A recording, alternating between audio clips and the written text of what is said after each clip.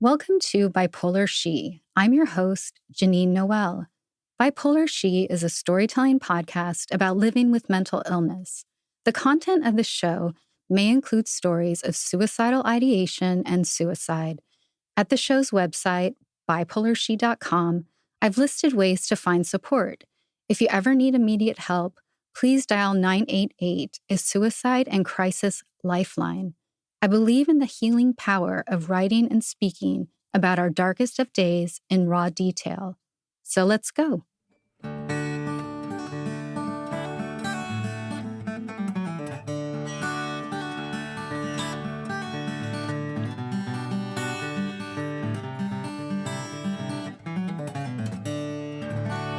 Today I sit down with Madelynn to talk major depression. What does life look like when depression has been a part of your life for nearly 40 years? How do you manage to get through it when the struggle is built into the fabric of your life? Madelynn shares details about what has helped her through and kept her here, thankfully. She's unafraid to examine this pain, especially when one feels despair. Welcome, Madelynn. So thank you so much for coming on the show. And I thought we would just start talking about a time in the past where things sort of went wrong. Thanks for having me. Unfortunately, it hasn't been too long in the past when things went wrong. But fortunately, I'm here today and we're talking about it. It was during the pandemic and a lot of things coincided that I really tanked. My mood really tanked. I was going through menopause at the time, which is its own delight. And then the pandemic itself, the uncertainty of the pandemic, a lot of the circumstances mirrored what a depression would feel like to me. I was isolating, as were most people. I was very anxious, very, very anxious. I couldn't find any peace within my body. I wasn't sleeping, which always is a big red flag to me that things are going south. So I had a very difficult patch of just getting up, showing up. My hygiene took a major hit, and I started to have suicidal ideations again, which is difficult to talk about because just remembering how matter of fact it felt to me is, in this moment when I'm feeling better, it's disturbing, like I'm sure it would be for anybody who cares about me. Just remembering how I had, sort of some very concrete plans in place as if I were planning a project, and thankfully I did not go through with it. I was not successful, but the thought and the intention was there. And for me, the intention has always been, I'm so uncomfortable in my own skin. I don't want to have this suffering anymore. It wasn't necessarily that I wanted to die. It's that I wanted this suffering to end. And part of that suffering too is feeling flat. Sometimes it's feeling complete despair and anxiety, and I can't find any peace within or rest within my own body. And sometimes it feels like I don't feel anything. I just feel this flatness, and these things that I think should make me happy or sad, they just don't land on me at all. So both of those experiences drove me toward this feeling that I don't want to feel this way anymore. I don't want to be a burden on the people I love anymore. And then through therapy, medication, time, who knows, witchcraft, I started to feel less bad. And then I started to feel even less bad. And then I started to feel better. So that was the most recent, lowest dip I've had. And did that feel familiar? It did. It felt familiar and in a way deeper, which was disturbing. And there was something about this going through menopause, being older. It added a sort of new level of despair to me. There wasn't this hope of youth. There wasn't this hope that, well, things could get better because I do have more time. And also, I think there was a benefit of age because even though it did feel deeper in some ways, I knew you've been in a similar place before and you have gotten through. And one of the practices I've taken up when I am feeling better is I write letters to myself. I write notes to myself of, it may feel impossible right now when you're in the depths of this, but I want to remind you, this is you writing to yourself. I want to remind you that you felt happy on this day. You found pleasure in, the birds singing outside the window, eating soup with your friends, playing with dogs. You have within you this capacity for peace and even pleasure, joy, fulfillment. So do what you have to do. Some other practices I have in place are, I have a list of people I reach out to. And this is, again, like sort of a project management thing where I just know what the procedure is. It's kind of like preparing like a fire drill or something. I just try to get it into my body. So when these feelings hit, I know immediately I'm texting at least 3 people to say, hard day, it's a hard day. And they know they're on my list. I promise myself I will do these things, even if I don't feel like it. So it did feel familiar, but having the experience of it feeling familiar, I think was a help to me because I remembered I've come through all of them so far. And when did this start for you? The first depressive episode I remember that really impacted my behavior was in high school. It was my senior year in high school. And I remember I just was sleeping so much. It was important to me to do well in school, and I was a good student, but I started missing a lot of school. I didn't know how to say, nothing makes sense in my mind anymore. I don't know what the point is of going to school. I don't know what the point is of anything. So instead I said, I have flu, my stomach hurts. I don't feel well. I can't go to school. And I remember I would sleep on this love seat in the den downstairs in front of the TV.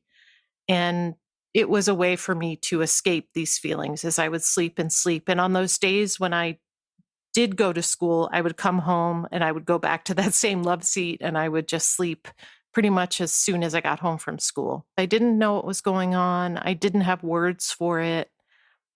I don't think at that time, so this would have been in the mid 80s, there wasn't as much awareness around depression. And I felt a lot of shame about it and guilt because here I was in this warm and nurturing family, a very comfortable middle-class home in Connecticut, so privileged, so loved. What did I have to feel hopeless about? What did I have to feel, bad about? And yet I did.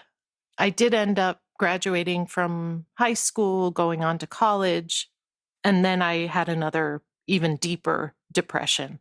Well, it's kind of incredible because you must have been doing well in school. You ended up at Cornell. Right. I did do well in high school. I was a good student and I went to Cornell, and those were some of the most difficult years of my life, I would say. The hopelessness really crept in. But I remember in college, there was a time when I was taking time off, I was driving from downtown Fairfield, where I grew up, to my house, which is maybe an 8-minute drive. And it would take me over an hour to do it because I had this feeling that someone was following me or that I had a flat tire. And although there was a part of me that knew this thought wasn't real, wasn't grounded in reality, I just felt so unsafe. I must have looked completely mad because I would drive, a few yards and pull over and look around the car and examine the tires. And so that was a real wake-up call that something's really going off the rails here and I need help. I went to see a psychiatrist. We met a few times. I talked to her about my feelings and my behavior. And when she said, I believe you're depressed and I'd like to start you on this new medication, which was called Prozac, I remember really weeping, really from relief, from feeling like, oh, maybe this isn't my fault. It was such a tremendous relief hearing those words from someone. And it turned out the Prozac helped me a lot. It helped me get up to a place where I could function again. And I was so grateful for it, even though I felt still weak for needing medication. Have you been on medication ever since then? On and off. I really struggled a lot with this internal feeling. My mom said, I'm sure quite innocently, oh, it would be better if you could do it without medication. So I heard it as, you really shouldn't be taking this medication.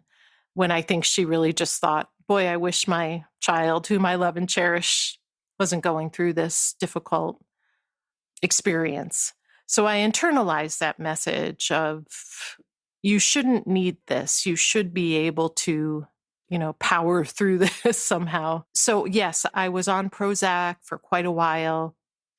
And then I forget the first time I went off. Oh, I do remember. It was before I moved to LA.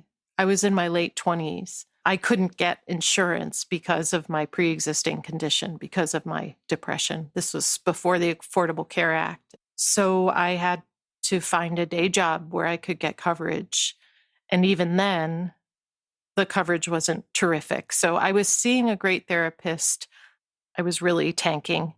And, we talked about me starting medication again. And I'll always remember this, always be grateful to her for this. She showed up to one of our sessions with a paper bag, and it was full of samples of Prozac. I was really, really fortunate. One of the things I struggled with medication is after being on it for a while and bumping up doses, is my affect became flat. There was kind of a layer between me and my experience. And that didn't make me feel like myself. I was used to a few more, waves in my emotional experience. So I felt disconnected from myself. I also had sexual side effects. My libido was not there. Those were two of the reasons that I would sometimes go off and go back on. I'm curious about the flatness because I remember you saying something like you were drawn to the world of acting because you had big emotions. Yeah, I found actually this poem I wrote in our library in my hometown in Fairfield, Connecticut for the bicentennial. They published a selection of kids' poems. So kids from the town wrote poems. Ostensibly, I think we were supposed to be writing about, our patriotism or what have you. But my poem was called When I Feel Sad. And it was all about my feelings. Now, granted, I was maybe 7, 8 years old, but I look at that and think, what was going on in your little mind? My internal experience was my emotions just feel too big. I was often told you're too sensitive. The message was, you're at an 11. We need you at about a 6. Everything is not that dramatic. And so acting was a place where I could more safely put these big feelings where they belonged, where I could explore them and also disown them a little bit because, well, they aren't mine. They're the character's feelings. It's what's going on in the character's life, So I could both explore them and distance myself from them a little bit. Did you have a similar feeling when you were drawn to acting? A little bit. I was told I was attention seeking. And so Ah, if I was on the stage, then I was still a good little girl. But yes, so I had to keep everything on the stage. right. Or I was a little tyrant wanting more attention. Wow. Isn't that something? It's like when we're children, it's pretty developmentally appropriate to need some attention. One thing that's been really helpful to me in managing my depression and understanding how I relate to the people I love, or people in general, is other people's ability to handle distress doesn't mean I'm not allowed to be in distress, if that makes sense. So I really try not to judge other people's ability to do that. It's kind of a practice. It's a skill, being able to sit with people who are in distress and let it be what it is. Let it, just build a big container for them to be able to express that, not try to fix it, to hear it, to sit with it, and to say, I'm here with you. Let's ride out this wave of distress together. It's not easy to do for some people, but that doesn't mean I'm not allowed to have my moments of panic and have my moments of despair. It doesn't mean they're not real. It just means this person I'm interacting with right now doesn't have the capacity to handle the distress that I'm in.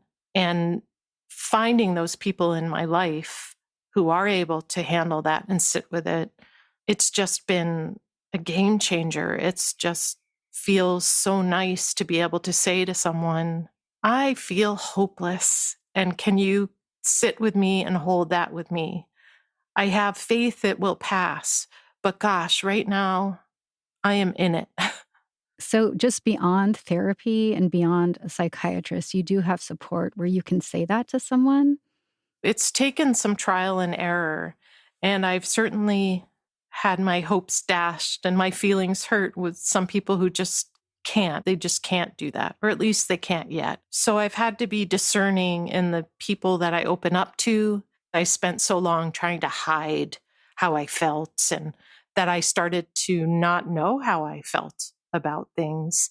And I started to wonder, well, am I allowed to be angry because somebody hurt my feelings? Am I allowed to be disappointed because someone didn't do what they promised to do? But I really started to question that for myself. I guess the feeling is it's so much to deal with me from my perspective. Like it's so hard to be in relationship with me that I shouldn't pile on top of that my own needs and wants, which is crazy because how can you be in relationship with people if they don't let you know what they need and they want and they don't ask for it?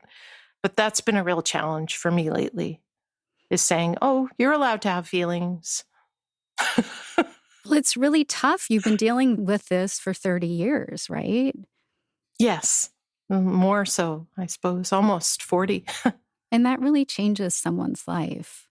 It does. We talked about that, how in some ways we're of a similar age. I'm a bit older than you, but how our lives, it feels like, became smaller because of it.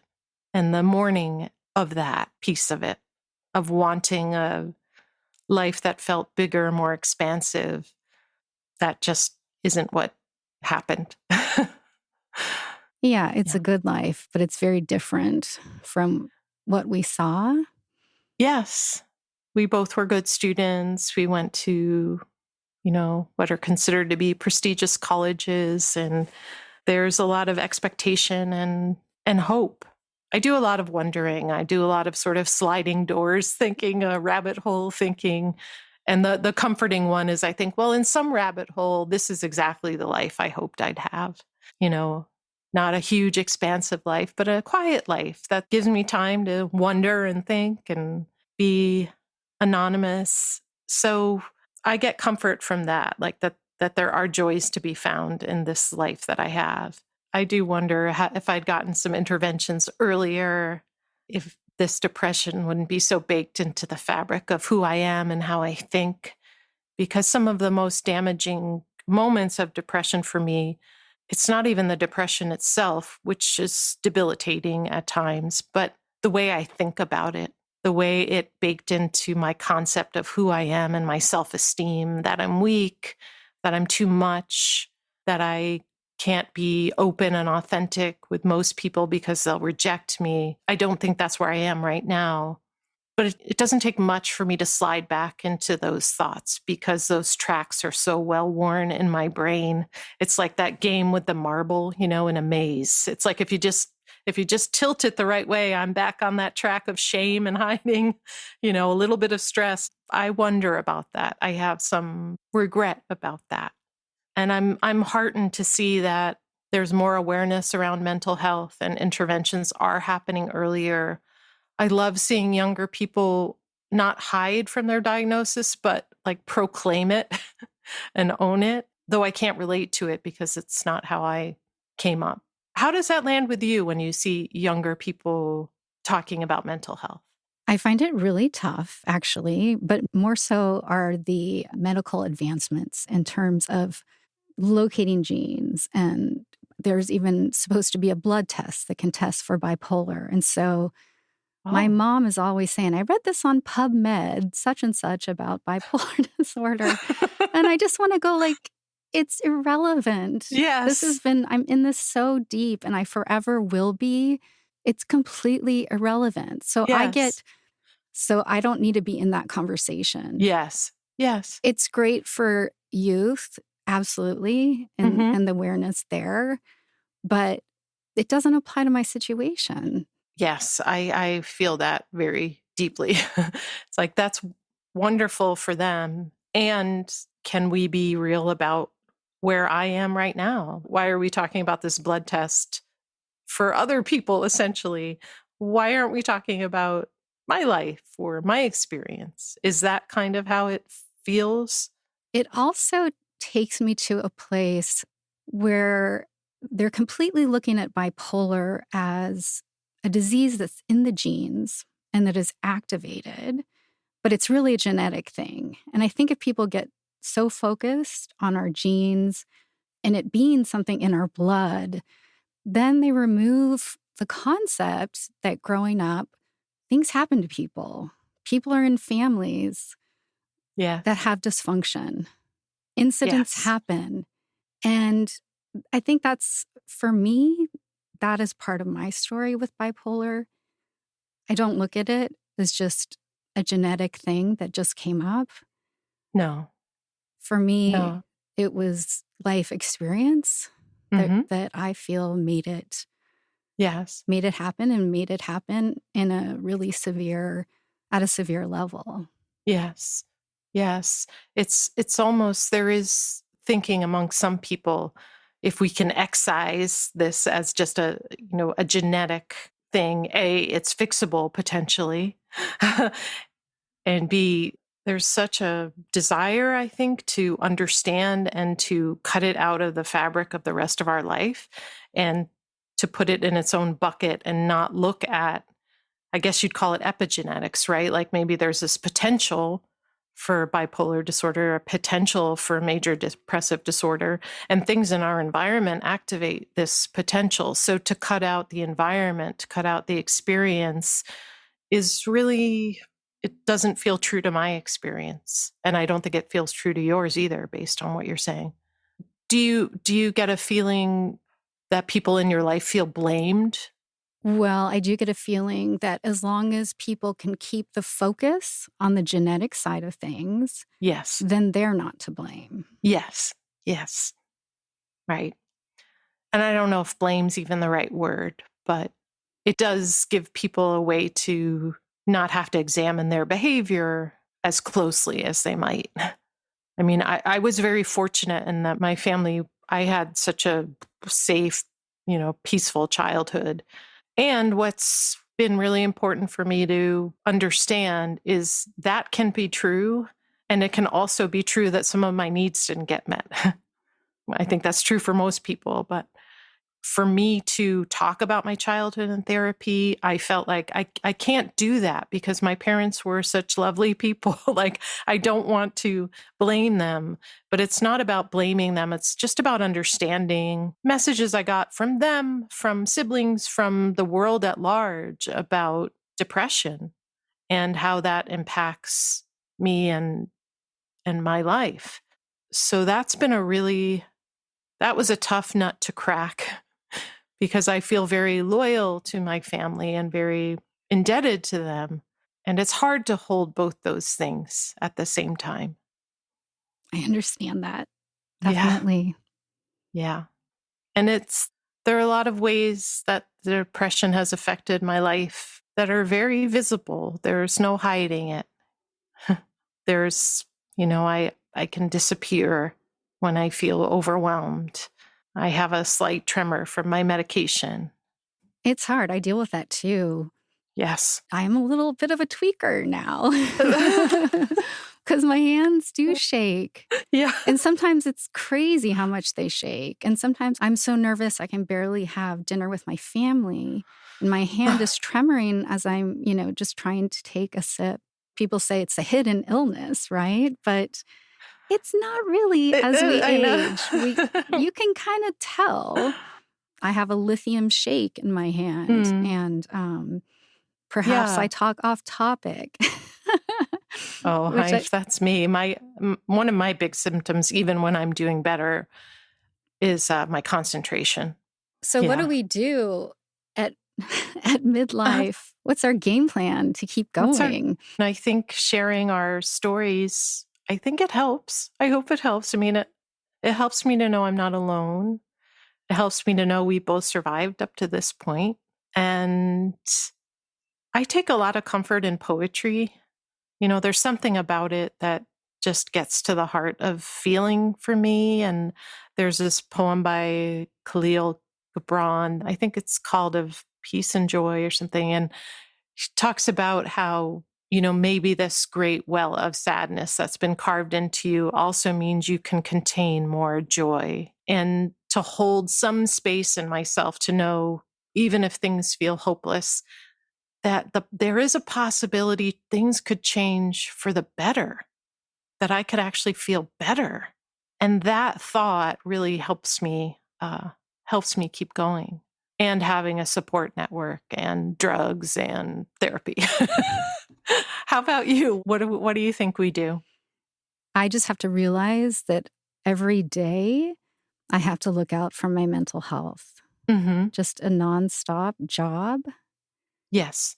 And just a few days ago, I had like a panic attack, and I had to go and do this OCD writing that I do. It's sort of an exercise that I've got through therapy and to calm myself down. And then I couldn't sleep at night, and I took medication to help me sleep. And then the next day I wake up and I'm exhausted, and it's like I have to take a sick day from this illness. The reality of it is I have days where I have to shut out the world and just go forward. So that's just it makes me angry. I do have to say that. Like, why has this been part of my life? Because it's made me tired and it's made me angry. But at the same time, it's just having that vigilance to stay ahead of any symptoms and gaining more confidence that I can do that. And I think I have more confidence. Like, I don't have to run and take a drug to help me out. I can sit with it. Yeah. Yeah, you learn the illness a little bit better.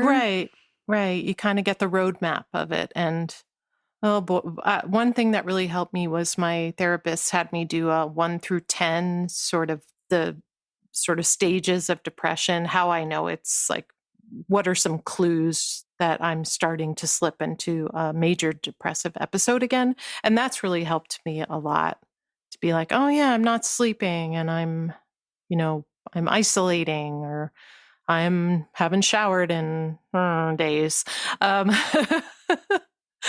So that's been a good roadmap for me. And I think what you said about being angry and tired, it's really important. And I can avoid these emotions I tag as negative, but it's really important to acknowledge them and to be like, yeah, I am full of rage today because I want to do my day the way I want to do it. I don't want to stay home and sleep or journal, or, I want to go out and live my life, and I'm mad that I can't do it.